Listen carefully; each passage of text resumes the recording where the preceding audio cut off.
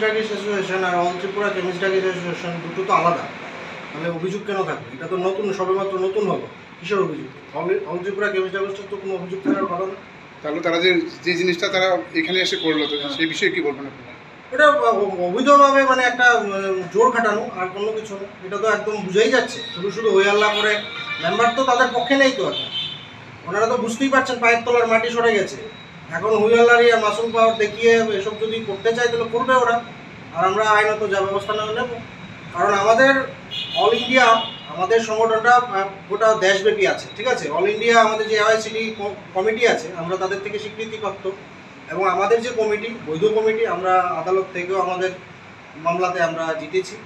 আগেও আপনারা জানতেন, আমিও ওই পুরনো কমিটিতে ছিলাম। আমি এখন আর ওই পুরনো কমিটিতে নেই, আমিও এখন নতুন এই অল ত্রিপুরা কেমিস্ট ড্রাগিস্ট অ্যাসোসিয়েশনে আছি। তো তাদের যে অভিযোগ, এটা কোনো ভিত্তিহীন। ওরা অভিযোগটা করে তো কোনো হিসাব আপনারা দিতে পারেন? ওনাদেরকে বলুন না, মুখে বললে হবে না, কাগজ বের করে স্টেটমেন্ট দেখাতে বলুন কোন হিসাবটা ওনারা পায়নি। পুরনো 2 বছর ধরে তো ওনারাই আছে ওই জায়গাতে, ওদেরকে বলুন না ওরা কোন হিসাবটা চাইছে।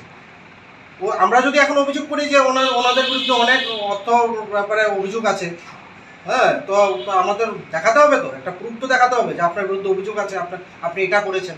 মুখে বললে তো হবে না, কাগজ দেখাতে বলুন না। আপনারা সংবাদ মাধ্যমরা আপনারা নিশ্চয়ই ওনাদেরকে জিজ্ঞেস করবেন যে আপনারা যে অভিযোগটা তুলছেন, আপনাদের কাছে নিশ্চয়ই কোনো পেপার ডকুমেন্ট তো থাকবে, আপনারা শো করুন এগুলো। এবং আপনারা একটা জিনিস জেনে রাখুন, আদালতে ওনারা প্রপার ডকুমেন্ট দিতে পারেন, আদালতে মামলা খারিজ হয়ে যাবে, আর কিছুদিনের মধ্যে পুরো মামলাটাই পড়ে যাবে। মানুষ জানতে পারবে ওরা মেম্বারদেরকে নিয়ে যে খেলাটা খেলছে, এটা কিন্তু বেশি দিন আর টিকবে না।